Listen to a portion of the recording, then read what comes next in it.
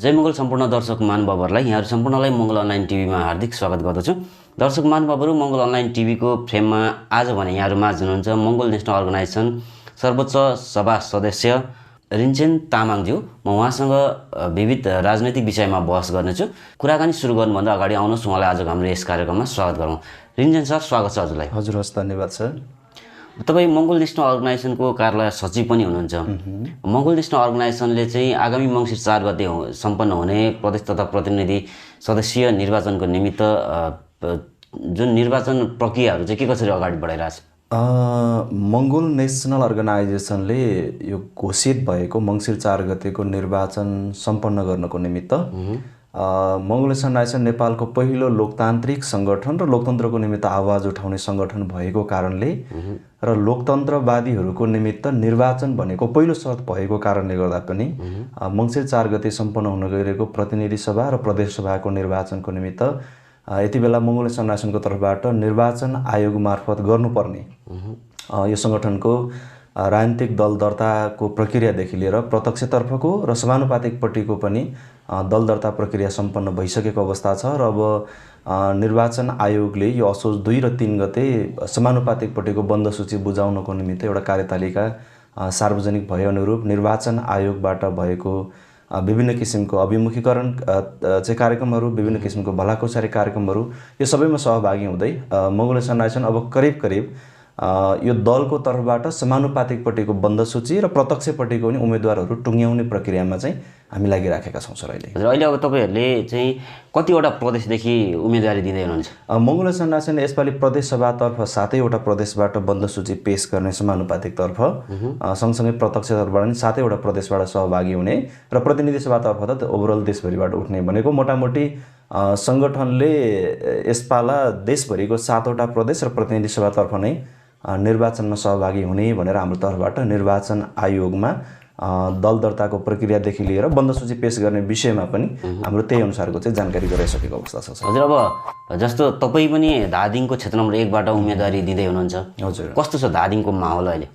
यति बेला धादिङको निर्वाचन क्षेत्र नम्बर 1 जहाँबाट मेरो चाहिँ भर्खरै मात्रै उम्मेदवारी घोषणा भएको छ, साङ्गठनिक हिसाबले मोटामोटी त्यो क्षेत्रको अहिलेको करिब मङ्गोल समुदायको जनताहरू योभन्दा पहिलाको निर्वाचन 2074 सालको निर्वाचनको परिप्रेक्ष्यलाई अलिकति हेर्ने हो भने त्यति बेला दलको तर्फबाट उम्मेदवारी नै पर्न नसकेको अवस्था भएको निर्वाचन क्षेत्रमा गत स्थानीय तहको निर्वाचनमा पनि त्यो निर्वाचन क्षेत्रको 6वटा स्थानीय तहहरूमध्ये हामीले झन्डै 5वटा स्थानीय तहहरूबाट उम्मेदवारी मात्रै दर्ता गरेनौँ। हामीले 6वटा स्थानीय तहहरूतर्फ चाहिँ बलियो उपस्थिति पनि देखायौँ र जनताहरूबाट बलियो प्रतिपक्षको भूमिका निभाउने मत प्राप्त गरेको कारणले गर्दाखेरि पनि हाम्रो यति बेलाको विश्लेषण भनेको त्यो निर्वाचन क्षेत्रमा समग्र त्यहाँको स्थानीयवासी मङ्गोल जनताहरूको अहिलेको राजनीतिक चेतनाको विकास, त्यहाँको जनताहरूको नेपालको चाहिँ विषम राजनीतिक परिवेशमा यो मुलुकमा भएका राजनीतिक दलहरूले गरेको गद्दारीपन, बेइमानीलाई बुझिसकेको कारणले र अबको निकास खोजिराखेको कारणले पनि हुनसक्छ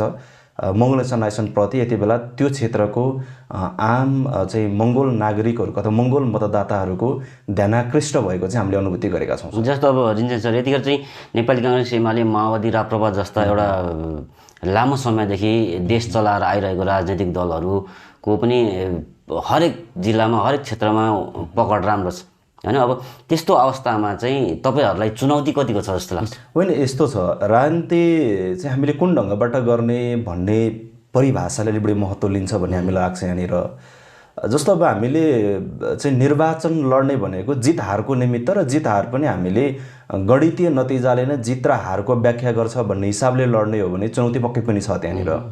तर हाम्रो विश्लेषण के हो भन्दाखेरि नेपालको हकमा मात्रै नभइकन विश्व राजनीतिलाई हामीले हेर्ने हो भने पनि सफल राजनीतिज्ञहरूले निर्वाचन हारे तर मुद्दा हारेनन्। त्यस कारणले गर्दाखेरि उनीहरूको देश विकास भएको हामीले इतिहासमा पढ्न पाउँछौँ। समग्र ओभरअल अहिले हामीले चाहिँ भन्ने गरेको जस्तै उदाहरणको निमित्त समग्र अफ्रिकन मुलुकहरूको निमित्त त्यहाँको अफ्रिकन मूलका चाहिँ नेग्रो समुदायका मान्छेहरूको मुक्तिको निमित्त जसरी नेल्सन मण्डेलाले आवाज उठाउनु भयो, उहाँले पनि पटक पटक त्यो खालको चाहिँ प्रतिस्पर्धाहरूमा हार्दै आउनुभयो, तर अन्तिममा उहाँले उठाउनु भएको मुद्दाले जितेको कारणले गर्दाखेरि समग्र चाहिँ दक्षिण अफ्रिकामा लागेको कालो पर्दा चाहिँ सदाको लागि हटेको इतिहास हामीले पाउन सक्छौँ। त्यसै गरी युरोपतिरको हकमा हामीले कुरा गर्ने हो भनेदेखि मोटामोटी नस्ल विभेदको विषयमा, रेसियल डिस्क्रिमिनेसनको विषयमा चाहिँ आवाज उठाउने मार्टिन लुथर किङको मुद्दा होइन, व्यक्ति ऊ हारेर मरेर गयो तर उसको मुद्दा कहिले नहारेको कारणले गर्दाखेरि आज समग्र युरोपको चाहिँ काला मूलवासीहरूले पनि आफ्नो अधिकारको निमित्त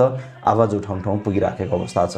यसै गरी नेपालको हकमा पनि मङ्गोल नेसनल अर्गनाइजेसन र यो सङ्गठनको संस्थापक प्रेसिडेन्ट महामानव डाक्टर गोपाल गुरुङज्यूले उठाउनु भएको जुन मुद्दा थियो, गोपाल गुरुङको जीवनमा उहाँले पनि धेरैवटा चुनावहरू लड्नुभयो, गणितीय नतिजा उहाँको पक्षमा कहिले पनि आउन सकेन, तर सैद्धान्तिक नतिजा व्यक्ति फरक भएर गयो होला, तर गोपाल गुरुङको मुद्दामै केन्द्रित भएर चाहिँ सैद्धान्तिक नतिजा आजसम्म पनि नेपालमा आइराखेको अवस्था छ। जस्तो आगामी मङ्सिर 4 गते सम्पन्न हुने निर्वाचनमा चाहिँ एमएनओले अङ्कगणितीय रूपमा एउटा जित हासिल गर्ने सम्भावना चाहिँ कतिको छ? हामीले यसको निमित्त त अङ्कगणितीय नतिजाको हिसाबले पनि ओभरअल देशभरिको निर्वाचन क्षेत्रहरूलाई हामीले विश्लेषण गर्दाखेरि मोटामोटी धेरैवटा निर्वाचन क्षेत्रहरू यति बेला राम्रो ढङ्गबाट अगाडि बढिराखेको अवस्था छ। किनकि अहिले जस्तै सम्भावना बोकेको अवश्य पनि धेरै छन् निर्वाचन क्षेत्रहरू, तर हामीले गत स्थानीय तहको निर्वाचनको एउटा तितो अनुभवको कारणले गर्दाखेरि चाहिँ नेपालमा यति बेला सबै राजनीतिक दलहरू, अघि तपाईँले जसरी उदाहरणको निमित्त नेपालमा नाम चलेका राजनीतिक दलहरूको कुरा गर्नुभयो,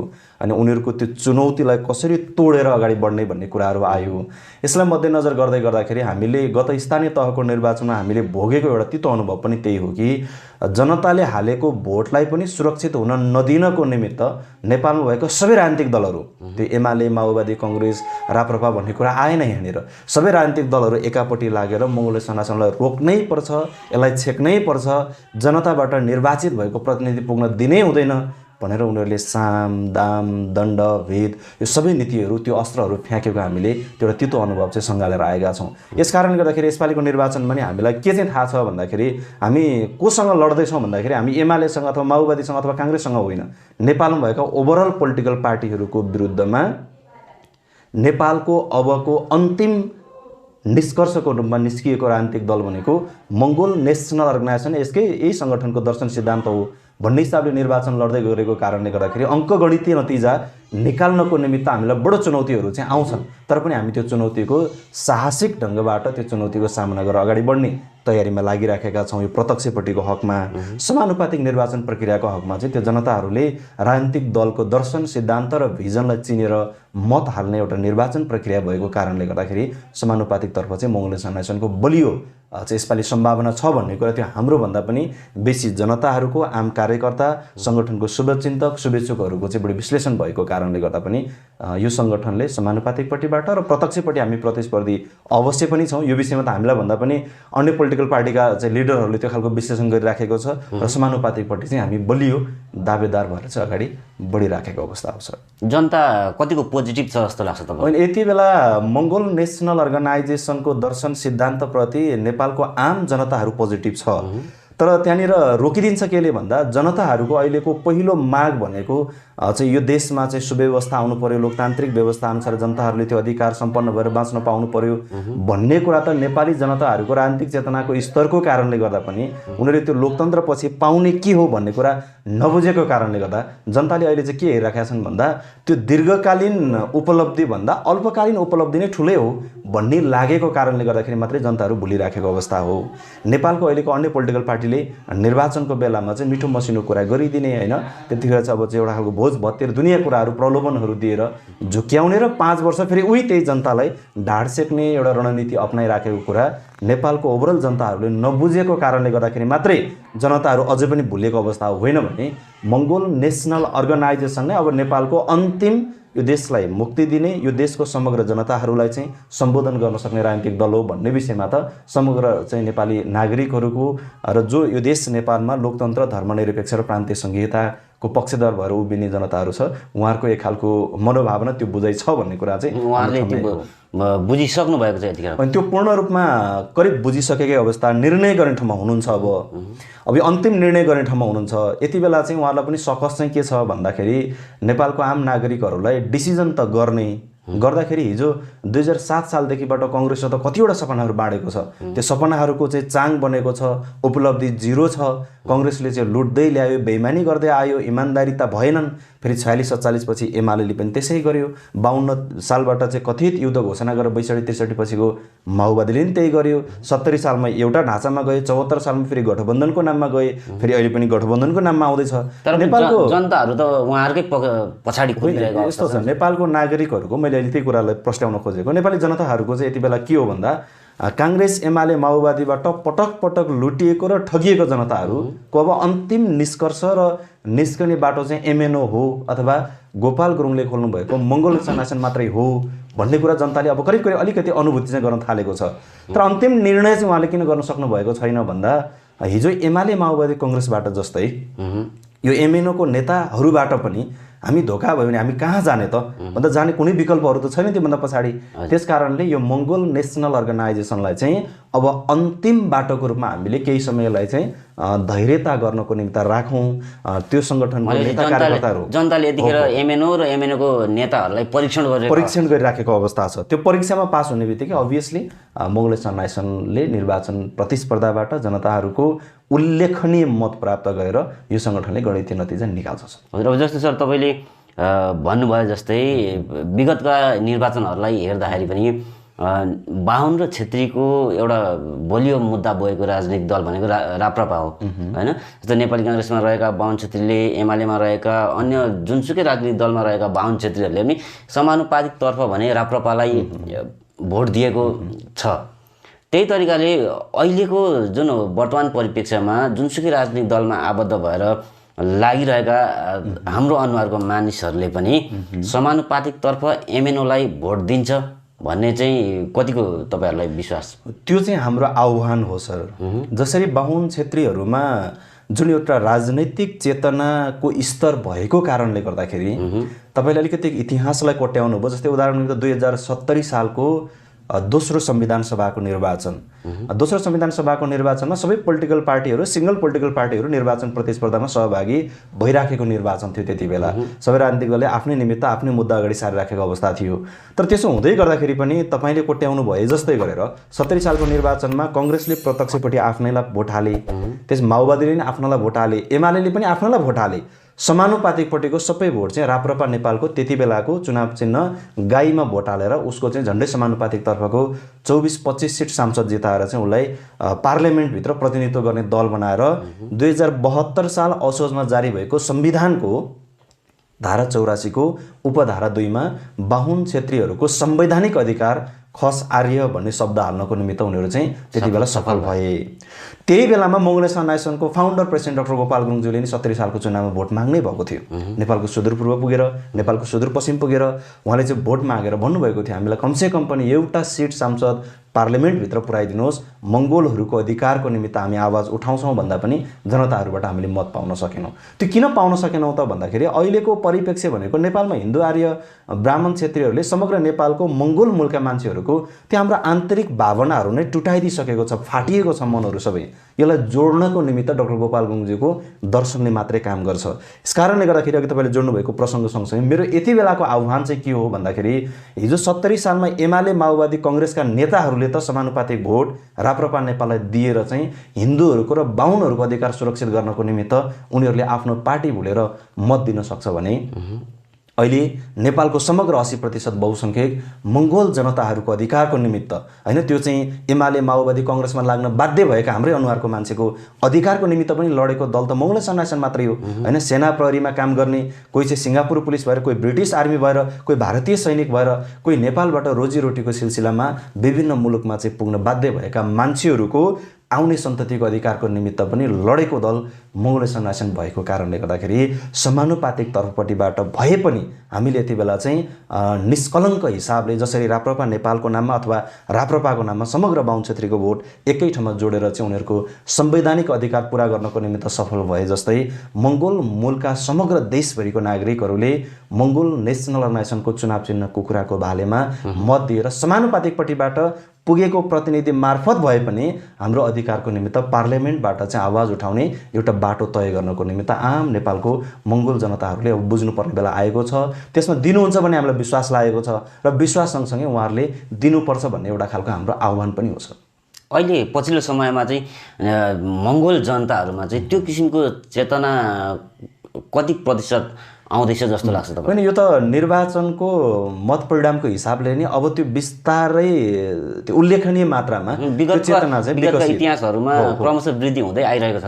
त्यो त अभियसली आएको छ। जस्तै उदाहरणको निमित्त तपाईँ 2074 सालको चुनावलाई हेर्नुहोस्। 2074 सालको निर्वाचनमा झन्डै नेपालमा 80वटा जति राजनीतिक दलहरूले निर्वाचन प्रक्रियामा सहभागी हुनको 86वटा दलले 86वटा राजनीतिक दलले निर्वाचनमा सहभागी हुनको निमित्त निर्वाचन आयोगमा दल दर्ताको लागि निवेदन दियो।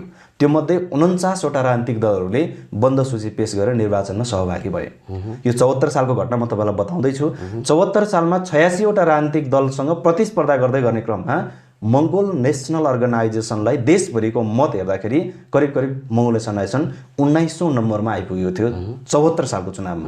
86वटा दलसँग प्रतिस्पर्धा गरेको 19औं नम्बरमा मङ्गोल नेसनल अर्गनाइजेसन उभिन सफल भयो भने अहिले भर्खरै 79 वैशाख 30 गते सम्पन्न भएको स्थानीय तहको निर्वाचनको समयमा राजनीतिक दलहरू 86वटा बढेर 113वटा राजनीतिक दल बन्न पुग्यो। 113वटा राजनीतिक दलमध्ये 80वटा राजनीतिक दलले निर्वाचनमा सहभागी हुनलाई निवेदन दिँदै गर्दाखेरि 79वटा राजनीतिक दलले यसपालि निर्वाचन प्रक्रियामा सहभागी भयो। हिजो 74 मा 86वटा दलसँग लड्दाखेरि 19औं नम्बरमा आइपुगेको मङ्गोल नेसनल अर्गनाइजेसन 79 मा 113वटा दलसँग प्रतिस्पर्धा गर्दाखेरि चाहिँ यो संगठन कहाँ आयो त भन्दा 12औं स्थानमा मङ्गोल नेसनल अर्गनाइजेसन उक्लियो। यो मत परिणामलाई हेर्दाखेरि अहिले जनताहरूले यो राजनीतिक चेतनाको स्तर विकास भएर मङ्गोल नेसनल अर्गनाइजेसन चिन्न थालेको छ भन्ने कुरा यो हाम्रो बुझाइ अथवा हाम्रो परिभाषा र हामीले भन्ने कुरा मात्रै नभइकन परिणाम मत परिणामको हिसाबले नि बुझाइ बढेको छ भन्ने चाहिँ लागेको छ। मङ्सिर 4 गतेको चुनाव पछाडि चाहिँ कुन स्थानमा पुग्ला त एमएन? होइन, मङ्गोल नेसनल अर्गनाइजेसन त नेपालमा गणितीय नतिजाको हिसाबले पुगेको विषयमा हाम्रो अहिलेको भलाकुसारी भयो। तर नेपालको राजनीतिमा प्रमुख भूमिका निर्वाह गर्ने ठाउँमा नै गणितीय नतिजा नल्याए पनि मङ्गोल नेसनल अर्गनाइजेसन हिजो पनि थियो, आज पनि छ र भोलिको दिनमा नि मङ्गोल नेसनल अर्गनाइजेसनको हैसियत चाहिँ गणितीय नतिजाले कहाँ पुर्याउँछ भन्ने कुरा त मङ्सिर 4 पछि आउने कुरा, त्यो चाहिँ मत परिणामले देखाउने कुरा हो। किनकि मैले अहिले भविष्यवाणी गर्दै गर्दाखेरि भोलि जनताको भावनाको कुरा हो, जनताको मनको कुरा हो। उसले मत दिएर चाहिँ हामीलाई धेरै ठुलो राजनीतिक दल राजनीतिक शक्तिको रूपमा उभ्याउन नि सक्छ गणितीय हिसाबले, होइन। जनताले अझै पनि नेपालका चाहिँ अहिलेसम्म रहेका पोलिटिकल पार्टीहरूको चाहिँ प्रलोभनमा पर सङ्गठन फेरि गणितीय हिसाबले चाहिँ अहिले 12औं स्थानमा जुन ठाउँमा कायम छ त्यही ठाउँमा रहन नि सक्छ। तर हामीले राजनीतिक हिसाबले भन्नुपर्दाखेरि मङ्गोल नेसनल अर्गनाइजेसनको हैसियत चाहिँ नेपालको राजनीतिमा हिजो पनि पहिलो नम्बरमा भनेको देशको राजनीतिको प्रमुख भूमिका निर्वाह गर्ने ठाउँमा थियो, आज पनि प्रमुख भूमिका निर्वाह गर्ने ठाउँमा। यति बेला मङ्गोल नेसनल अर्गनाइजेसनको प्रतिनिधि छैन भनेर कुनै पनि राजनीतिक दलले चाहिँ मङ्गोल नेसनल अर्गनाइजेसन हेर्दैन भन्ने कुरा होइन। यति बेला सबै राजनीतिक दलका नेताहरू नेपालमा ठुला बनाउँदा राजनीतिक दलहरू पनि मङ्गोल नेसनल अर्गनाइजेसनले यो विषयमा चाहिँ उसको बुझाइ के रहेछ त, यो विषयमा उसको भनाइ र अभिव्यक्ति के रहेछ त भन्ने कुरा हेरेर उनीहरूले आफ्नो पोलिटिकल पार्टीको पोलिसीहरू निर्माण गरिराखेको देख्न सक्छौँ। यस कारणले गर्दाखेरि यो सङ्गठनको राजनीतिक हैसियत हिजो पनि प्रमुख भूमिका निर्वाह गर्ने ठाउँमा थियो, आज नि प्रमुख भूमिका निर्वाह गर्ने ठाउँमा छ र भोलिको दिनमा झन् प्रमुख ठाउँमा नै यसले पोलिसी मेकरदेखि लिएर आफ्नो भूमिका कायम राख्छ भन्ने चाहिँ हाम्रो बुझाइ छ। भनेपछि पछिल्लो समयमा चाहिँ नेपालका कहलिएका ठुला अथवा पपुलर राजनीतिक दलहरूले पनि एमएनओलाई अप्रत्यक्ष रूपले चाहिँ निहालिरहेको अवस्था छ। अवश्य पनि यो निगरानीमा नराखिकन त उनीहरूले कुनै पनि पोलिसी निर्माण गर्नै सक्दैन। किनभने नेपालमा अहिलेको स्थानीय तहको निर्वाचनको अभ्यासलाई हेऱ्यौँ भने पनि मङ्गोल नेसनल अर्गनाइजेसनले यति बेला हामीले गणितीय नतिजा र हाम्रो अभ्यासमा हामी अझै पनि यसपालि हामीलाई चुकायो। त्यो पनि सामदाम दण्ड भेद नीति अपनाएर उनीहरूले हामीलाई चुकायो। सैद्धान्तिक नतिजा हाम्रो पक्षमा छ।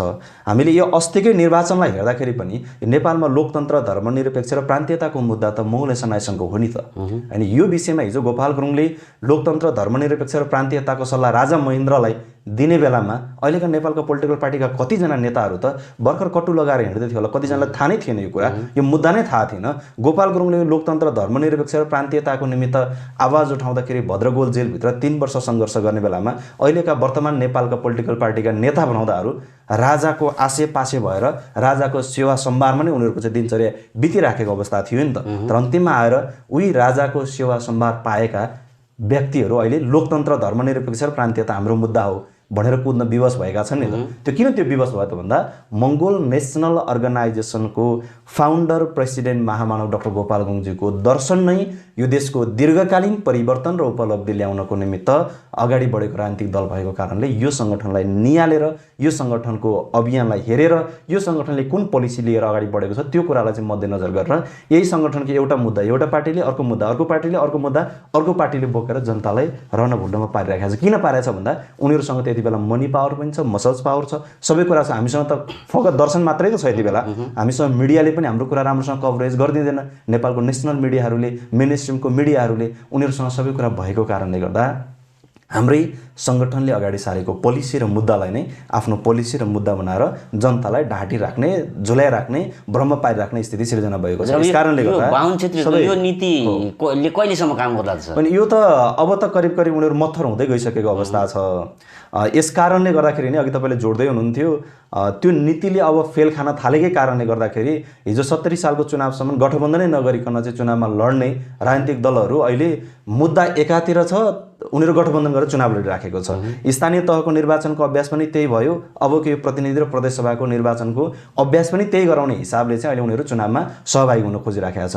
यसमा चाहिँ यति सामान्य कुरामा चाहिँ अब जनताहरूले बुझ्नुपर्छ। जस्तै उदाहरणको निमित्त नेपाली कङ्ग्रेस भन्ने पार्टीको मुद्दा भनेको उसको प्रजातान्त्रिक समाजवाद भन्ने कुरा उसले बोकेर अगाडि बढिराखेको छ। एकातिर उसको प्रजातान्त्रिक समाजवादको कुरा छ, यतापट्टि माओवादी कम्युनिस्ट विचारधारा बोकेर ऊ अगाडि बढिराखेका छ। फेरि उनीहरू एउटै गठबन्धन बनाएर चुनाव लडिराखेका छन्।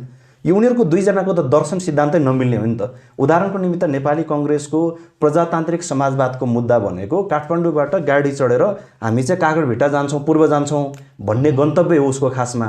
यतापट्टिबाट फेरि माओवादीको कम्युनिस्टको दर्शन भनेको हामी चाहिँ काठमाडौँबाट गाडी चढेर चाहिँ नेपालको सुदूरपश्चिमको धनगढी जान्छौँ भन्ने गन्तव्य र यात्रा हो खासमा उनीहरूको।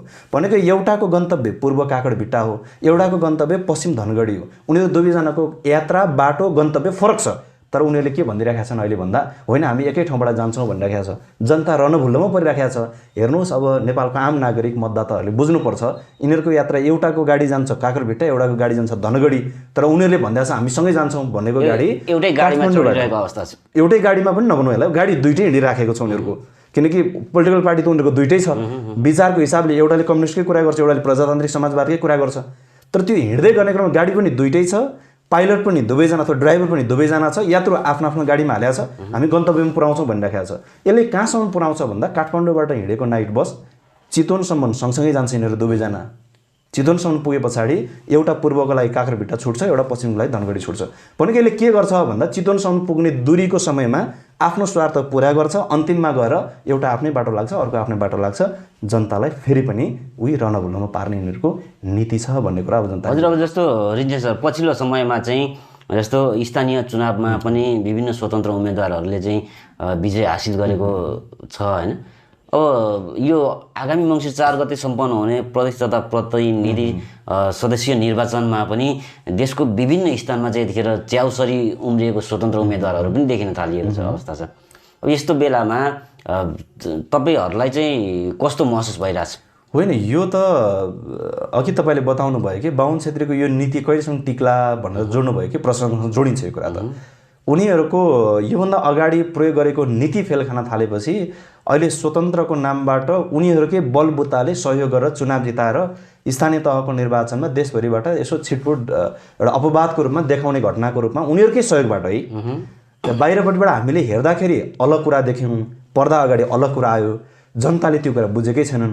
पर्दा पछाडि अलग्गै एउटा खालको खेल भइराखेको अवस्था छ। उनीहरूको स्वार्थ भनेको जसै गरी भए पनि के हो भन्दा मङ्गोल नेसनल अर्गनाइजेसनको दर्शन सिद्धान्तलाई इमान्दारीपूर्वक बोक्ने मान्छे चाहिँ जनताबाट प्रत्यक्ष रूपमा निर्वाचित भएर देश सञ्चालन गर्ने, त्यो देशको 3वटा स्थानीय तहमध्ये कुनै पनि तहमा पुग्न दिनै हुँदैन। त्योभन्दा बरु विभिन्न नाम गरेर भए पनि हाम्रै मान्छे पुऱ्याउनु पर्छ भन्ने उनीहरूको नियति भएको कारणले गर्दा स्थानीय तहको निर्वाचनमा स्वतन्त्रको नाम दिएर राजनीतिक दलहरूको सहयोगमा उनीहरूलाई चुनाव जिताएर ल्यायो। अहिले त घाँटी त जोड्न पुगे नि त। हिजो कङ्ग्रेसबाट स्वतन्त्र भनेर चुनाव लड्ने मान्छेहरू अहिले पुनः कङ्ग्रेसमै पुगिसकेका छन्। हिजो एमालेबाट स्वतन्त्र भनेर निस्केर चुनाव लडाएर फेरि अहिले पनि एमालेमा घाँटी जोड्न पुगिसकेका छन्। यसले के देखाउँछ भन्दा व्यक्ति स्वतन्त्र होइन, त्यो चाहिँ एउटा खालको हामीलाई भ्रम सिर्जना गर्नु र देखाउनको निमित्त स्वतन्त्रको नाम गरेर ल्याइराखेको छ। यो केवल मङ्गोल नेसनल अर्गनाइजेसन रोक्ने नियतभन्दा बाहेक अरू केही पनि होइन। यो कुरा जनताले बुझ्नुपर्छ। र अर्को कुरा, राजनीतिक परिवर्तन र स्थायित्व दिने कुरा र समाजमा सद्भाव ल्याउने कुरा, यो स्वतन्त्रको विषयमा यो त झन् बिल्कुल बहसको कुरा नै होइन। किनभने एउटा राजनीति परिवर्तन, सिद्धान्त, दर्शन, संस्कार भन्ने कुरा त यो त लामो अभ्यासबाट, लामो अनुभवबाट एउटा महान व्यक्तिले जन्माएको दर्शन र सिद्धान्तले काम गर्यो त्यो परिवर्तनको दिशामा समाजलाई डोहोर्याउने कुरा हो। यसकारणले गर्दाखेरि यो स्वतन्त्रको नामबाट उठिराखेको जति कुराहरू छन् यो भनेको देशलाई एक ठाउँमा पुर्याउने भन्ने त छैन नि त। यसले त के देखायो भन्दा गत अस्तिको स्थानीय तहको निर्वाचनमा स्वतन्त्रको नामबाट चुनाव उठे, जित्नेहरू चलाउन थाले, हार्नेहरू यति बेला के गरे भन्दा हार्नेहरू फेरि पनि उही पोलिटिकल पार्टीमा गएर फर्केर जोडिसकेका छन् नि त। फेरि अब अर्को आउने चुनावमा पनि उनीहरू त्यसै गर्छन्। भनेको स्वतन्त्रको नामबाट चुनाव उठ्ने मान्छेहरू भनेको केवल पद प्राप्ति भन्दा उनीहरूको अरू विकल्प अथवा अरू उसको चाहिँ सपना र उद्देश्य होइन भन्ने कुरा चाहिँ आम नागरिकले बुझेका छन्। र हाम्रो तर्फबाट अथवा मङ्गोल नेसनल अर्गनाइजेसनले चाहिँ यसलाई कसरी हेरिराखेको छ भन्ने विषयमा चाहिँ यो स्वतन्त्रबाट उठेको मान्छेहरू भनेको फेरि पनि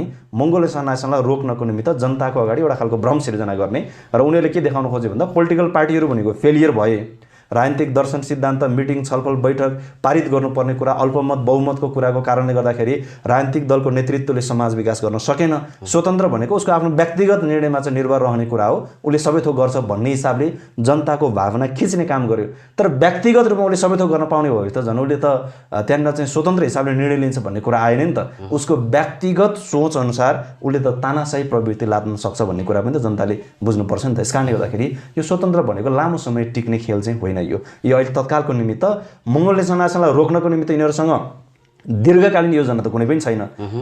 समय परिवेश र परिस्थितिको लागि पनि अल्मल्याउनको निमित्त अथवा जनतालाई भ्रम पार्नको निमित्त 70 सालमा एउटा खालको नीति अपनाए, 74 मा अर्को अपनाए। 74 सालमा नि त निस्केको थियो नि नेपालमा चाहिँ नाम चलेका पत्रकार भनाउँदा मान्छेहरूलाई हैन नेपालको अबको परिवर्तन भ्रष्टाचार मुक्त देश बनाउँछौँ भनेर राजनीतिमा उरालेपछि 1-2 सिट समानुपातिकपट्टिबाट चुनाव पनि जिताए। अन्तिममा गएर त्यो मान्छे त को रहेछ भन्ने कुरा त देखियो नि त अहिले आएर त त्यही मान्छे रहेछ नि त। अहिले त तानाशाही प्रवृत्तिको निमित्त लाग्ने हैन हिजोको चाहिँ त्यो पुरातन संस्कार र संस्कृति बोक्ने मान्छेसँग घाँटी जोड्यो नि त त्यत्रो पढे लेखेका भन्ने मान्छेहरू पनि।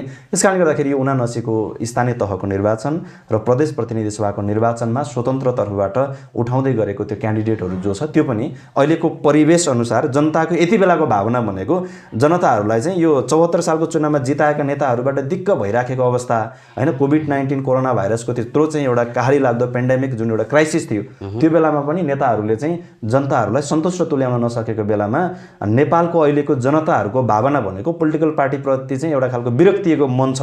त्यो भावना कसरी खिच्ने भन्दा स्वतन्त्रको नामबाट फेरि उही बाहुन क्षेत्रीको मान्छे ल्याएर चाहिँ भावना खिच्ने भन्ने एउटा षड्यन्त्र मात्रै हो भन्ने कुरा जनताले बुझ्नुपर्छ। हाम्रो बुझाइ पनि त्यही हो। हामी लगभग अन्त्यमा छौँ। अन्त्यमा चाहिँ आम नेपाली लोक समुदायहरूलाई के सन्देश दिन चाहनुहुन्छ? समग्र रूपमा यो मङ्सिर 4 गते हुँदै गरेको प्रदेश प्रतिनिधि सभाको निर्वाचनमा अबको नेपालको समग्र सचेत नेपालको नागरिकहरूले अब ध्यान दिनुपर्ने बेला आएको छ। नेपालमा हामीले नेपालको पोलिटिकल पार्टीको लिडरहरूबाट हामीले डेलिभरी कहिले पनि पाएनौँ। फगत मुद्दा मात्रै हामीलाई दिए, सपनाको संसारमा हामीलाई भुलाए। आजसम्म पनि मङ्गोल नेसनल अर्गनाइजेसनले उठाएको मुद्दाले उनीहरूले काम गर्दै जनतालाई अझै पनि भुलाउँदै आइराखेको अवस्था छ।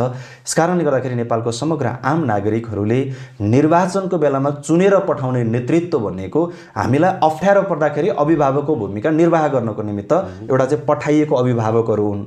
उनीहरूबाट हामीले के कति डेलिभरी प्राप्त गर्न सक्यौँ या सकेनौँ भन्ने कुरालाई समीक्षा गरेर मङ्सिर 4 गते हुँदै गरेको निर्वाचनबाट यो देशमा आँटी र खाँटी रूपमा काम गर्न तयार रहेको इमान्दारिता देखाएर नेपालको आम नागरिकहरूलाई सम्बोधन गर्न सक्ने हिसाबले अगाडि बढेको सङ्गठन मङ्गोल नेसनल अर्गनाइजेसन मात्रै हो।